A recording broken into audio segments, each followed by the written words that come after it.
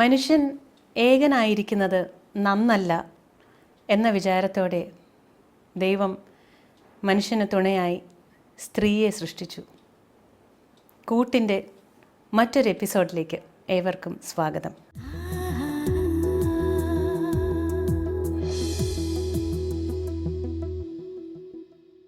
ഇന്ന് നമ്മുടെ കൂട്ടിൽ അതിഥിയായി എത്തിയിരിക്കുന്നത് പ്രശസ്ത ദന്തരോഗ വിദഗ്ധൻ ഡോക്ടർ മാധവദാസ് കനിശ്ശേരിയും കുടുംബവുമാണ്.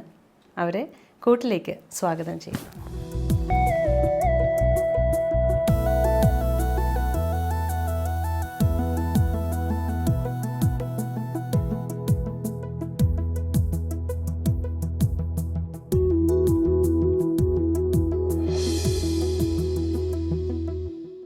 നല്ല എന്താ പറയുന്നത്, ബ്യൂട്ടിഫുൾ ആയിട്ടുള്ള ഒരു കപ്പിൾ ദൈവം അനുഗ്രഹിക്കട്ടെ. എപ്പോഴും നമുക്ക് ഒരു കുടുംബജീവിതത്തെക്കുറിച്ച് പറയുമ്പോൾ ഭാര്യയെ ഇപ്പം നമ്മൾ ഫ്രണ്ട്സ് തമ്മിൽ സംസാരിക്കുകയാണെങ്കിൽ, ഇപ്പം നല്ല രണ്ട് ലേഡീസ് തമ്മിൽ സംസാരിക്കുകയാണെങ്കിൽ കൂടുതലും ഭർത്താവിൻ്റെ കുറ്റമായിരിക്കും പറയുന്നത്. ബെസ്റ്റ് ഫ്രണ്ട്സ് ആണെങ്കിൽ എന്തെങ്കിലുമൊക്കെ കുറ്റമായിരിക്കും പറയുന്നത്. ചിലരെങ്കിലും നന്മ പറയാറുണ്ട്. അതുപോലെ രണ്ട് പുരുഷ സുഹൃത്തുക്കൾ സംസാരിക്കുമ്പോൾ ഭാര്യയുടെ കുറ്റം സംസാരിക്കുമോ അതോ നന്മ സംസാരിക്കുമോ? ഡോക്ടറോട് നേരിട്ട് ചോദിക്കാം. അല്ല, ഞാൻ പൊതുവെ എന്നെ പറ്റി പറയാറുള്ളത് വളരെ ഭാര്യയെ പറ്റി ഇത്രയും ഉയർന്ന അഭിപ്രായമുള്ളൊരു ഭർത്താവിനെ കണ്ടിട്ടില്ലാതാണ്. പൊതുവെ ഞാൻ പറയുമ്പോൾ അങ്ങനെയാണ് പറയാറ്. കാരണം സത്യമാണ്, വെറുതെ പറയുന്നതല്ല. വളരെ നല്ല ക്വാളിറ്റീസും ഉണ്ട്. എന്ന് വെച്ചാൽ ഒരു ഓവറോൾ ഒരു ഭയങ്കര എന്തൂസിയാസ്റ്റിക് ആണ്. വളരെ കക്ഷി എല്ലാത്തിലും പോസിറ്റീവായിട്ട് ഇടപെടുന്ന ഒരാളാണ്. പോസിറ്റീവായിട്ട് എല്ലാവരോടും പെരുമാറുന്നു. ഓവറോൾ ഡോക്ടറും കൂടെയാണ്, ഡെന്റിസ്റ്റും കൂടെയാണ്. നല്ലൊരു പ്ലസന്റ് ആണ്, എല്ലാവർക്കും ആക്സെപ്റ്റബിൾ ആയിട്ടാണ് എനിക്ക് തോന്നിയിട്ടുള്ളത്. ഓക്കെ. ഡോക്ടർ മാധവദാസിന്റെ വൈഫ് ഡോക്ടർ ശ്രീജ, രണ്ടുപേരും ഡെന്റിസ്റ്റുകളാണ്. ഡോക്ടർ ഡെന്റൽ സ്പെഷ്യലിസ്റ്റ് ആണ്, റൂട്ട് കനാലിന്റെ സ്പെഷ്യലിസ്റ്റ് ആണ്. ഞാൻ ഗവൺമെന്റ് സർവീസിലാണ് അസോസിയേറ്റ് പ്രൊഫസറായിട്ട് വർക്ക് ചെയ്യുന്നു. Government college Alappuzha.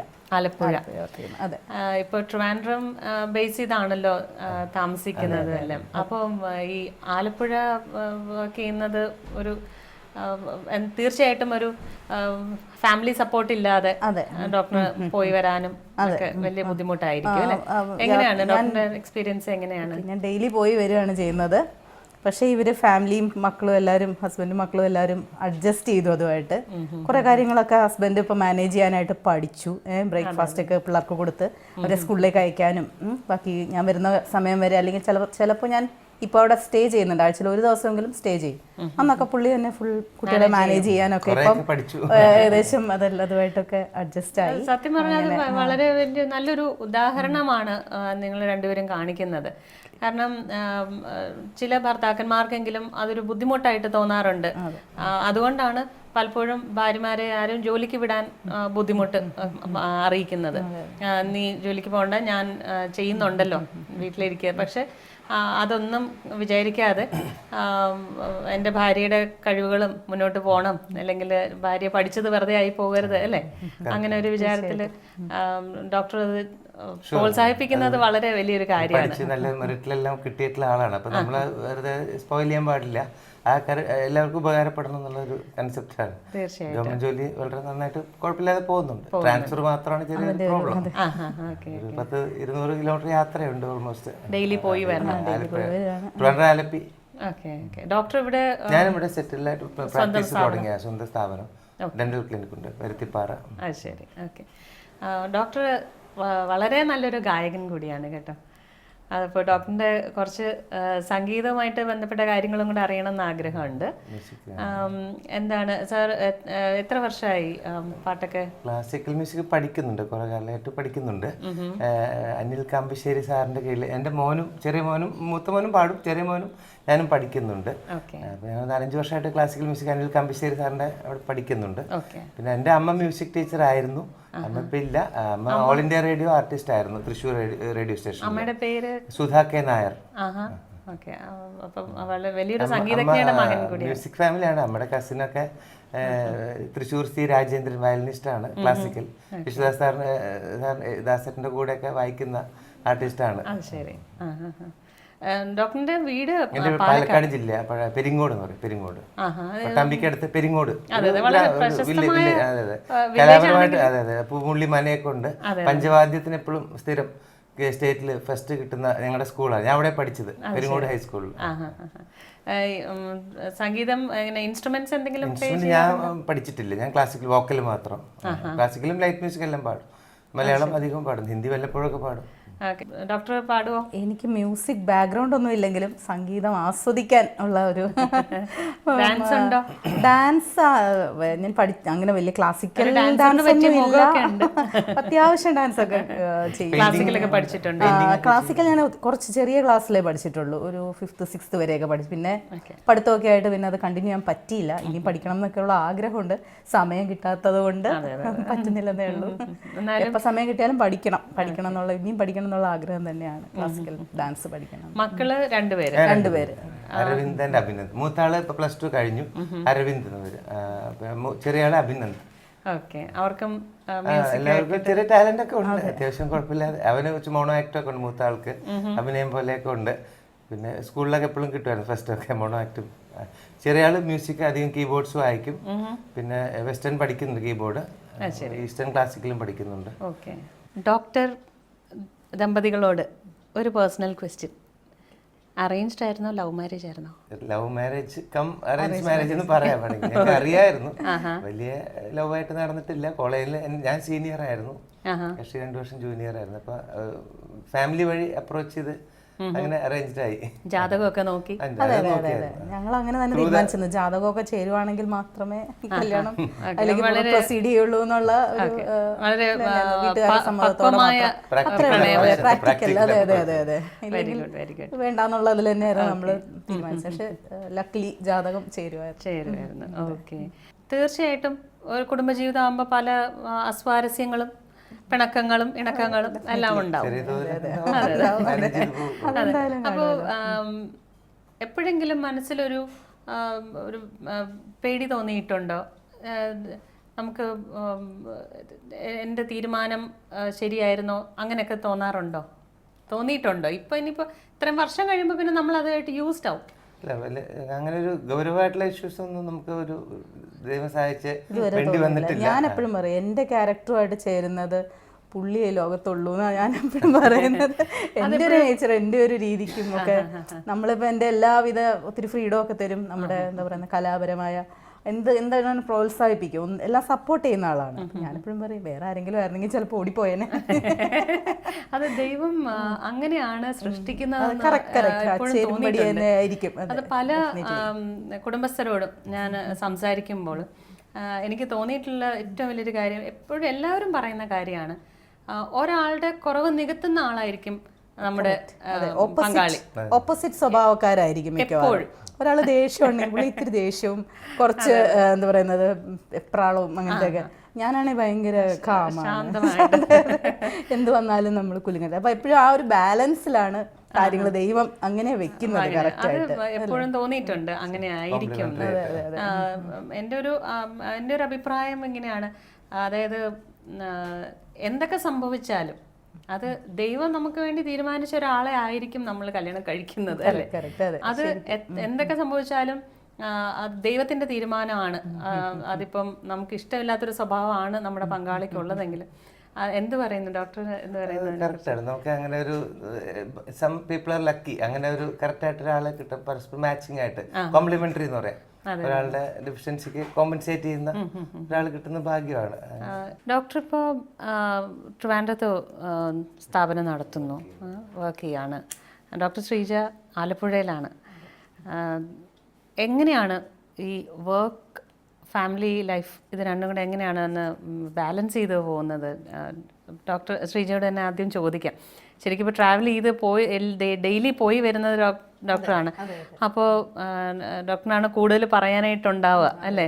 ഒരു വീട്ടമ്മ, അമ്മ, ഭാര്യ എന്നുള്ള രീതിയിൽ എല്ലാ റോളുകളും എങ്ങനെ അത് മാനേജ് ചെയ്ത് പോകുന്നു? ശരിക്കും പറഞ്ഞു കഴിഞ്ഞാൽ ഞാൻ ആലപ്പുഴ പോയതിന് ശേഷം ഈ പുള്ളിയൊക്കെ തന്നെ കുറേ ജോലികൾ സ്വന്തമായിട്ട് ഏറ്റെടുത്ത് ചെയ്യാനായിട്ട് തുടങ്ങിയിട്ടുണ്ട്. ഫോർ എക്സാമ്പിൾ ബ്രേക്ക്ഫാസ്റ്റ് ഉണ്ടാക്കുന്നത്, എനിക്ക് ബ്രേക്ക്ഫാസ്റ്റ് ഉണ്ടാക്കി വെച്ചിട്ട് ഞാൻ 3:30 എഴുന്നേറ്റ് ഒരു 4:30 ഇവിടുന്ന് പോകേണ്ടി വരും. അപ്പം ബ്രേക്ക്ഫാസ്റ്റ് ഉണ്ടാക്കി വെച്ചിട്ട് പോകാനൊന്നും പറ്റില്ലല്ലോ. അപ്പോൾ പുള്ളി പിന്നെ നല്ലൊരു കുക്കുമാണ്, ഉപ്മാവിന്റെ ഒക്കെ സ്പെഷ്യലിസ്റ്റ് ആയതുകൊണ്ട് ഞാൻ രക്ഷപ്പെട്ടു. അല്ലല്ല, എനിക്ക് കല്യാണം കഴിക്കുമ്പോൾ ഒന്നും കുക്കിംഗ് അറിയില്ല, പക്ഷെ പുള്ളിക്ക് ഏകദേശം കുക്കിംഗ് ഒക്കെ അറിയാം. ഉപ്മാവൊക്കെ ഉണ്ടാക്കാൻ എന്നെ പഠിപ്പിച്ചത് പോലും എനിക്കൊന്നും അറിയാം, ചായ പോലും എനിക്ക് പറഞ്ഞുകൂടാ, എനിക്ക് അത്രയ്ക്ക് അറിയില്ലായിരുന്നു.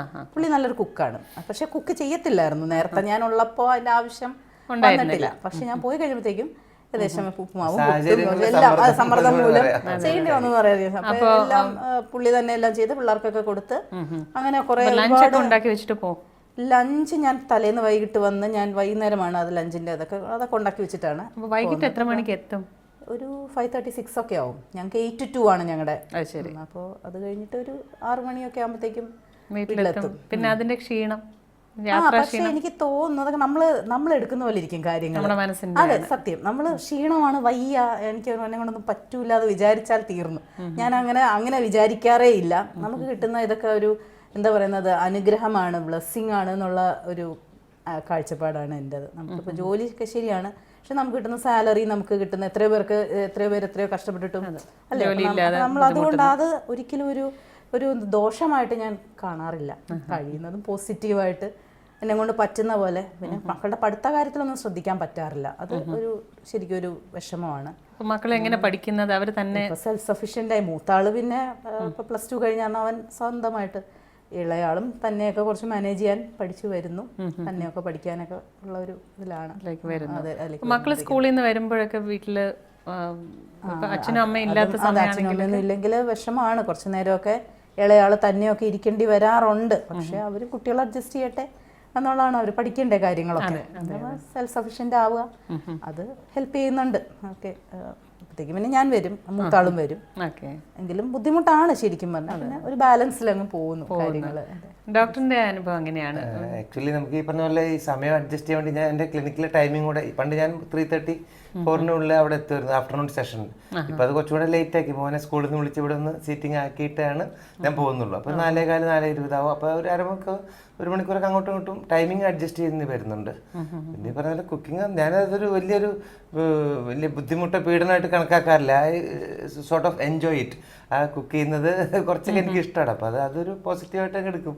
അപ്പോൾ നമ്മൾ അല്ലെങ്കിൽ എല്ലാ ദിവസവും, ഇടയ്ക്ക് നമ്മൾ ഒന്നും പറ്റാത്ത ദിവസം നമുക്ക് പാഴ്സൽ മേടിക്കേണ്ടി വരും, പുറത്തുനിന്ന് ഫുഡ്. ആഴ്ചയിൽ 1-2 ദിവസം ചിലപ്പോൾ അങ്ങനെ മാനേജ് ചെയ്യും. അത് ഓരോ ദിവസത്തെ സിറ്റുവേഷൻ അനുസരിച്ച് മാനേജ് ചെയ്യും. അത് വളരെ വെൽ സെറ്റ് പ്ലാൻ ഒന്നുമില്ല, സിറ്റുവേഷൻ ആസ് ഇറ്റ് ഡിമാൻഡ്സ്, അതിനനുസരിച്ച് പോകും. അപ്പോൾ വീട്ടിൽ പൊതുവെ കിച്ചണിൽ ഡോക്ടർ ഹെൽപ്പ് ചെയ്യാറുണ്ട്. എനിക്ക് അത്യാവശ്യമൊക്കെ അറിയാം, ഭയങ്കര ഇതൊന്നുമല്ല, പറഞ്ഞത്ര വലിയ കുക്കൊന്നുമില്ല, കുഴപ്പമില്ല. പായസമൊക്കെ എൻ്റെ മെയിൻ, ഞാൻ വലിയ ഡിഷൊക്കെ താല്പര്യമാണ്. കൂടിയ ഐറ്റംസ് ഒക്കെയാണ് എന്നും ചെയ്യേണ്ട. മെയിൻ ഐറ്റംസ് ഒക്കെ ചെയ്യും. ചെറിയ ഐറ്റംസ് ആണെങ്കിൽ ഡെയിലി ഉണ്ടാക്കേണ്ട സാധനമാണ് നമ്മുടെ സ്പെഷ്യാലിറ്റി ഐറ്റംസ് മാത്രമാണ് ചെയ്യുന്നത്. പായസം, ബിരിയാണി, അതാകുമ്പോ വല്ലപ്പോഴും പേരും കിട്ടും.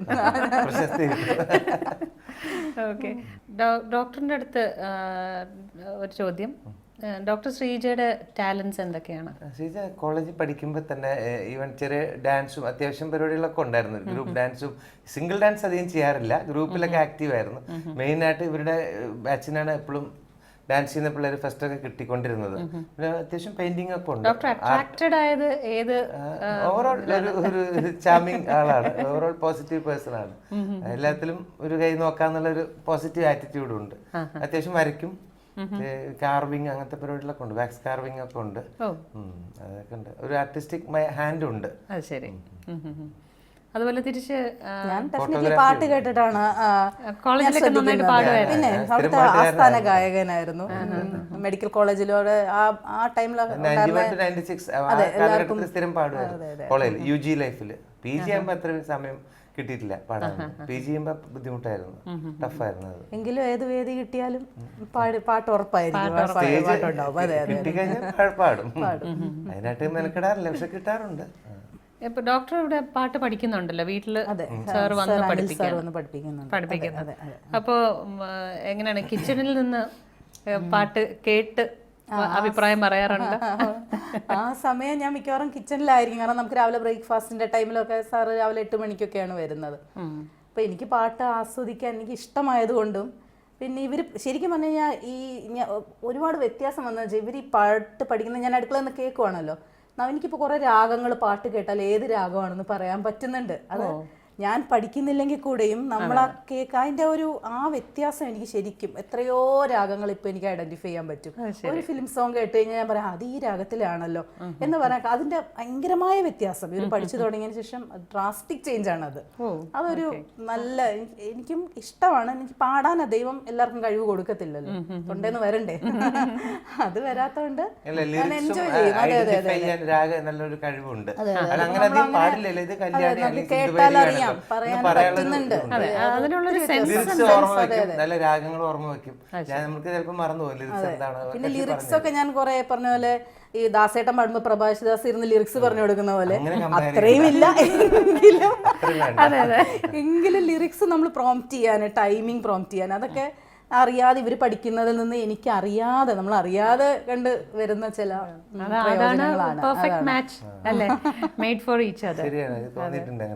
ലിറിക്സിനൊക്കെ ഭയങ്കര സപ്പോർട്ടാണ്. നമ്മൾ മറന്നു പോകും പലപ്പോഴും.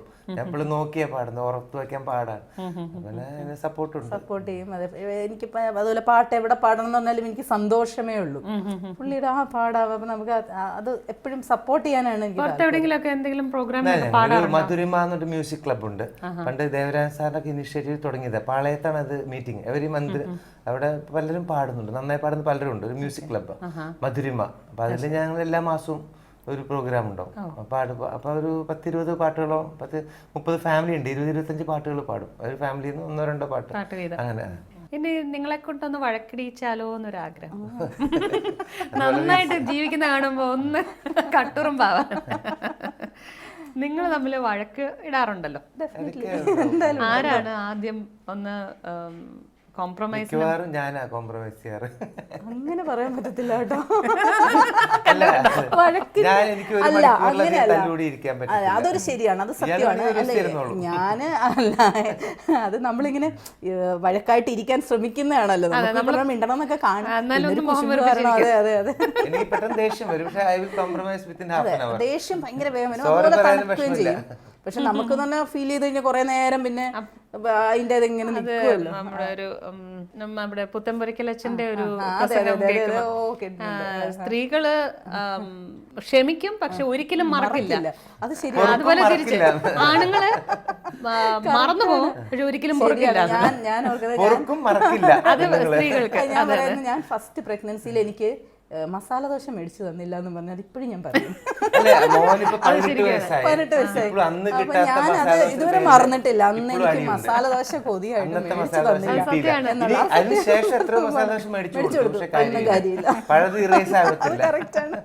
അത് സത്യമാണ്. നമ്മള് അപ്പൊ തന്നെ ക്ഷമിക്കും. ഹസ്ബൻഡ് അല്ലേ അല്ലെങ്കിൽ അമ്മയല്ലേ മക്കളല്ലേ, പക്ഷെ മറക്കില്ല. സിറ്റുവേഷൻ അങ്ങനെയായിരിക്കും. നമ്മൾ ധൃതി പിടിച്ച് എവിടെയെങ്കിലും എത്തുമ്പോഴായിരിക്കും വഴിയിൽ അതിന് മുല്ലപ്പൂ നല്ല കണ്ടു.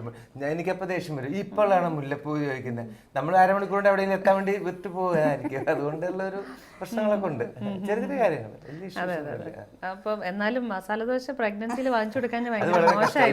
വലിയ ദുഃഖമുണ്ട്. ഖേദിക്കുന്നു, രാഷ്ട്രീയക്കാർ പറഞ്ഞ പോലെ ഖേദിക്കുന്നു. ഓക്കെ, ഡോക്ടർ ശ്രീജയുടെ ഒരു ചോദ്യം. പുതിയ തലമുറയിൽ വിവാഹ ജീവിതത്തിലേക്ക് കടന്നു വരുന്ന ദമ്പതികളോട് എന്താണ് ഒരു ഉപദേശം കൊടുക്കാനുള്ളത്, പ്രത്യേകിച്ച് പെൺകുട്ടികൾക്ക്? പെൺകുട്ടികൾക്ക് ആൺകുട്ടികൾക്ക് എന്ന് ഞാൻ പറയുന്നില്ല, രണ്ടുപേർക്കും. എനിക്ക് തോന്നുന്നത് എന്താ പറയുക, പാർട്ട്ണറിൻ്റെ ഹാപ്പിനെസ് അത് നമ്മൾ അവർ ഹാപ്പി ആവുക എന്നുള്ളതായിരിക്കണം നമ്മളുടെ ഒരു പ്രൈം ഒരു ഉദ്ദേശം. അവർക്ക് സന്തോഷമായി അങ്ങോട്ടും സന്തോഷിപ്പിക്കുക, സന്തോഷമായിട്ട് എങ്ങനെ സന്തോഷമാക്കാം, അവർക്ക് ഇഷ്ടപ്പെട്ടത് ആ ഒരു രീതിയിൽ പോവുകയാണെങ്കിൽ നമ്മുടെ സന്തോഷമല്ല നമ്മൾ ശരിക്കും ഒരു എന്താ പറയുന്നത് ദാമ്പത്യത്തിൽ ഒരു കുടുംബജീവിതത്തിൽ നമ്മൾ ലക്ഷ്യമാക്കണം. നമ്മുടെ പാർട്ട്ണറിന് അവർ സന്തോഷമാണെങ്കിൽ നമ്മളും ഹാപ്പി, ആ ഒരു രീതിയിൽ പോകുന്നതായിരിക്കും നല്ലത്. പിന്നെ എനിക്ക് തോന്നുന്നു നമുക്ക് എന്താണുള്ളത് അത് സംതൃപ്തി, നമ്മൾ ഉള്ള കാര്യങ്ങൾ നമുക്ക് ബെസ്റ്റാണ് കിട്ടിയത് എന്ന് നമ്മളങ്ങ് നമ്മൾ വിചാരിക്കണം. കാരണം നമ്മൾ എന്തിനാണ് മറ്റുള്ളവരാരും നോക്കുന്നത്? നമുക്ക് കിട്ടിയ കാര്യങ്ങൾ ഹാപ്പിയാണ്, നമ്മൾ കണ്ടൻമെൻറ്റ്, നമുക്ക് ആ ഒരു സാറ്റിസ്ഫാക്ഷൻ, സംതൃപ്തി അത് സ്വന്തമായിട്ട് ഉണ്ട് എന്നുള്ള ആ ഒരു വിശ്വാസം നമുക്ക് കിട്ടിയത് ബെസ്റ്റാണ്. അതൊന്ന്. പിന്നെന്താ, കുറവുകൾ കാണാതെ നല്ല കാര്യങ്ങൾ മാത്രം കാണുന്നതായിരിക്കും നല്ലത്. പാർട്ട്ണർ ശരിയാണ്, മനുഷ്യർക്ക് എല്ലാവർക്കും കുറവും എല്ലാവരും ഉള്ളവരാണല്ലോ, എല്ലാവരും ആരും 100% പെർഫെക്റ്റ് അല്ല. അപ്പം അതുകൊണ്ട് നമ്മൾ ഇതൊന്ന് ഗുഡ് ക്വാളിറ്റീസ് കാണുക. അത് ഇങ്ങനെ കുറേ കാര്യങ്ങൾ നോക്കിക്കഴിഞ്ഞാൽ ഇത് ഞാൻ ശരിക്കും ആദ്യം നമ്മൾ ഇതിനകത്തൊക്കെ മോശമായിരുന്നു. ഡെഫിനറ്റ്ലി ആദ്യം ഒരു 3-4 കൊല്ലം എന്തായാലും നമ്മളൊരു അഡ്ജസ്റ്റ്മെൻറ്റ് പ്രോബ്ലംസ് വരും അല്ലേ. പക്ഷേ കുറേ കഴിഞ്ഞ് നമ്മളിങ്ങനെ പോകെ നമുക്ക് മനസ്സിലാവുന്ന കാര്യങ്ങളാണ് ഞാൻ ഈ പറഞ്ഞു വന്നത്. ഇപ്പോൾ ഈ ഒരു ഇത്രയും 20 വർഷം ആവാറായി. അപ്പം അതുകൊണ്ട് എനിക്ക് തോന്നിയിട്ടുള്ള കാര്യങ്ങൾ, ഈ കാര്യങ്ങളൊക്കെ ശ്രദ്ധിച്ചു കഴിഞ്ഞാൽ പിന്നെ എനിക്ക് വേറെ കാര്യം തോന്നുന്നത്, നമുക്ക് എന്തെങ്കിലും കാര്യങ്ങൾ ഇഷ്ടപ്പെട്ടില്ലെങ്കിൽ തുറന്നങ്ങ് പറയുന്നതാണ് നല്ലത്. നമ്മൾ മനസ്സിൽ വെച്ച് നമ്മൾ മുഖം വെറുപ്പിച്ച് അല്ലെങ്കിൽ ഇൻഡയറക്റ്റ് ആയിട്ടുള്ള പരിപാടികളൊന്നും കാരണം ഓപ്പൺ ആയിരിക്കുക, തുറന്ന പുസ്തകങ്ങളായിരിക്കുക ദാമ്പത്യത്തിൽ. മനസ്സിൽ വെച്ച് പിന്നെ നമുക്ക് ഇഷ്ടപ്പെടാത്തൊരു കാര്യം ഉണ്ടെങ്കിൽ എനിക്കത് അത്ര ഇഷ്ടപ്പെട്ടില്ല, നമ്മൾ പറയുന്നതിൽ എന്താ പ്രശ്നം? ഫ്രാങ്ക് ആയിരിക്കുക പാർട്ട്നേഴ്സ് തമ്മിൽ. വേറെ ആരുമായിട്ടാണ് നമ്മൾ ഓപ്പൺ ആയിട്ട് നമുക്കുള്ളത് കാണിക്കാൻ ഏറ്റവും പറ്റുന്നത് നമ്മുടെ പാർട്ട്ണറിൻ്റെ അടുത്താണെന്നാണ് എനിക്ക് തോന്നിയിട്ടുള്ളത് കാര്യങ്ങൾ. ഡോക്ടർ എന്താ പറയുന്നത്? അല്ല, ഇത് ഈ പറഞ്ഞ പോലെ തന്നെയാണ്. നമ്മൾ മറ്റുള്ളവർക്ക് നമ്മൾ 100% പെർഫെക്റ്റ് ആയിട്ട് ആരുമില്ല. ഓരോരോ ക്യാരക്ടറും ഡിഫറെൻ്റ് ആണ്. അത് accept them as they are. അത് നമ്മൾ വല്ലാതെ മോഡിഫൈ ചെയ്യാൻ നോക്കണ്ട, നമുക്കനുസരിച്ച് അവരെ വളച്ചൊടിക്കാൻ നോക്കണ്ട. കുറച്ച് കാലം കഴിയുമ്പോൾ അത് സമയമെടുക്കും, 2-3 വർഷം 4 വർഷമൊക്കെ എടുക്കും. കാരണം അത്ര സിമ്പിളല്ല. നമ്മുടെ സ്വന്തം അനുഭവം വെച്ചിട്ട് ഒരു വ്യക്തിയെ മനസ്സിലാക്കി ചിലപ്പോൾ 2 വർഷം മതിയാവില്ല, 2-3 വർഷമൊക്കെ എടുക്കും, അത് കൂടുതലെടുക്കും. അപ്പം അതിനനുസരിച്ച് നമ്മൾ കുറച്ചൊക്കെ വിട്ടുവീഴ്ചകൾ ചെയ്യണം. എല്ലാവരുടെ ഇഷ്ടം മാത്രം നോക്കരുത്, പാർട്ട്ണറിൻ്റെ ഇഷ്ടങ്ങൾ നോക്കണം. ചിലപ്പോൾ വിട്ടുവീഴ്ച ചെയ്യേണ്ടി വരും, നമുക്ക് ഇഷ്ടമില്ലാത്ത ചില ഫംഗ്ഷന് പോകേണ്ടി വരും, അവർക്ക് താല്പര്യമുള്ളതായിരിക്കും. അങ്ങനെ പല വ്യത്യാസങ്ങളുണ്ട്. ഇപ്പോൾ നമുക്ക് ചിലപ്പോൾ ഇൻട്രസ്റ്റ് കുറഞ്ഞ ഏരിയയിൽ if she's interest I will go. കാര്യം വൈഫിന് വേണ്ടി പോകണം, അപ്പം തിരിച്ചും അതുപോലെ ഉണ്ടാവാറുണ്ട്. അങ്ങനെ ഒരു വിട്ടുവീഴ്ച മനോഭാവം വേണം. കാര്യം സ്വന്തം ഇഷ്ടം മാത്രമല്ല, എല്ലാം ഒരു കോ എക്സിസ്റ്റൻസ് അതിന് എപ്പോഴും നല്ലതാണ്. അപ്പം ഇതാണ് ആറ്റിറ്റ്യൂഡ്. നമ്മൾ അവനവൻ്റെ ഒരു ഇഷ്ടം മാത്രം നോക്കാതെ മറ്റുള്ളവരുടെ താല്പര്യങ്ങൾ അത് പലതാവാം. നമുക്ക് സോഷ്യൽ ലൈഫിലായാലും എല്ലാതായാലും സോഷ്യലൈസിങ് ആയാലും എല്ലാം അതിനനുസരിച്ചിട്ട് അങ്ങ് പോകണം. വിട്ടുവീഴ്ചകൾ ചെയ്യണം, പരസ്പരം മനസ്സിലാക്കണം. അതാണ് മെയിൻ, എൻ്റെ ബേസിക് സ്റ്റോൺ, എൻ്റെ അടിസ്ഥാനശീല അതാണ്. പിന്നെ നിങ്ങളുടെ രണ്ടുപേരുടെയും കഴിവുകളെ കുറിച്ചൊക്കെ പറഞ്ഞു ഡോക്ടർ. പെയിന്റിങ്ങിന്റെ കാര്യങ്ങൾ, ഡോക്ടറിന്റെ പാട്ട് കേൾക്കാൻ അതിയായ മോഹമുണ്ട്. ക്ഷമിച്ച് കുറെ നേരമായിട്ട് ഇരിക്കുകയാണ്, പാട്ട് കേൾക്കണം എന്ന് ആഗ്രഹമുണ്ട്. എൻ്റെ മോന് കീബോർഡ് വായിക്കും, അവനും കൂടെ ഉണ്ടെങ്കിൽ എനിക്കൊരു സപ്പോർട്ടിനാവും, വായിച്ചാൽ ഞാൻ പാടാം. മോൻ എത്ര വർഷമായി? അവൻ കീബോർഡ് 3-4 വർഷത്തിലധികം, 5 വർഷത്തോളമായി പഠിക്കുന്നു. ഗ്രേഡ് 5 കഴിഞ്ഞു, പാസ്സായി. വെസ്റ്റേൺ കീബോർഡ്സ് പഠിക്കുന്നു. എത്ര വയസ്സുണ്ട് മോന്? അവനിപ്പോ 9 വയസ്സ് കഴിഞ്ഞു. ഗ്രേഡ് 5 കഴിഞ്ഞു, എന്നിട്ട് പാസ്സായി. ശരി. ഇവിടെ ഉള്ളൊരു സാം സ്കൂൾ ഓഫ് മ്യൂസിക്കിൽ പഠിക്കുന്നുണ്ട് 5 വർഷമായിട്ട്. അപ്പോൾ മകന്റെ കീബോർഡും അച്ഛന്റെ പാട്ടും കൂടെ ശ്രമിക്കാം, കേൾക്കാം.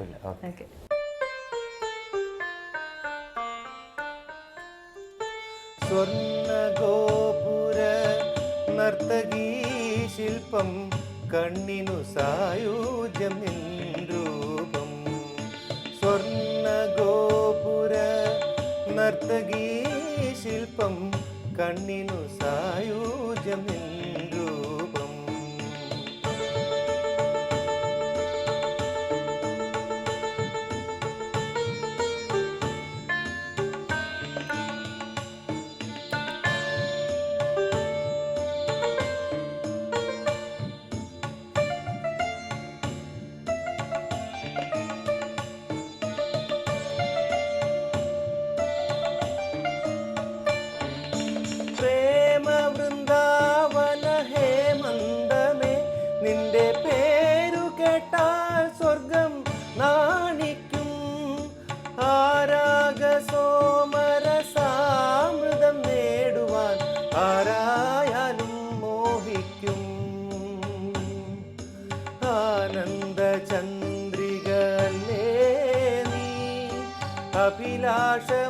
അഭിലാഷമഞ്ജരിയല്ലേ നീ, അഭിലാഷമഞ്ജരിയല്ലേ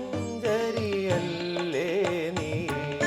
സ്വർണ്ണഗോപുര നർത്തകീ ശില്പം കണ്ണിനു സായൂജ്യം നിൻരൂപം. ഏതൊരു കോവിലും ദേവതയാക്കും,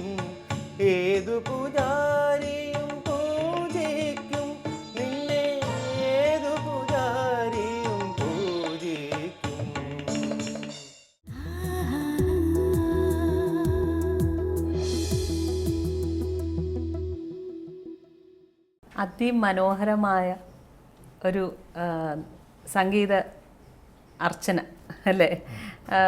പുറത്ത് പാടാൻ പോകുമ്പോഴാണെങ്കിലും ഒരുപാട് പേരുടെ അഭിനന്ദനങ്ങളൊക്കെ കേൾക്കാറുണ്ടായിരിക്കുമല്ലോ അല്ലേ? പറയാറുണ്ട്, എല്ലാവരും പറയാറുണ്ട്. നല്ല ശ്രുതി ശുദ്ധമായ ഗാനം. അച്ഛൻ്റെ പാട്ടിന് ചേർന്ന് മകനും അത് പ്ലേ ചെയ്യാൻ, അതും പഴയ പാട്ടുകൾ പുതിയ കുഞ്ഞുങ്ങൾ വായിച്ച് കേൾക്കാന്ന് പറയുന്നത് വളരെ സന്തോഷം തരുന്നൊരു കാര്യമാണ്. അത് പ്രോത്സാഹിപ്പിക്കുന്നത് നല്ലൊരു അച്ഛൻ്റെ അമ്മയുടെയും ഒരു കടമ നിർവഹിക്കുന്നത് കൊണ്ടാണെന്ന് മനസ്സിലാക്കുന്നു. മനസ്സ് നിറഞ്ഞ അഭിനന്ദനങ്ങൾ അറിയിക്കുകയാണ് നല്ല ഗാനം പാടിയതിനും മക്കളെ പഠിപ്പിച്ചെടുക്കുന്നതിനും.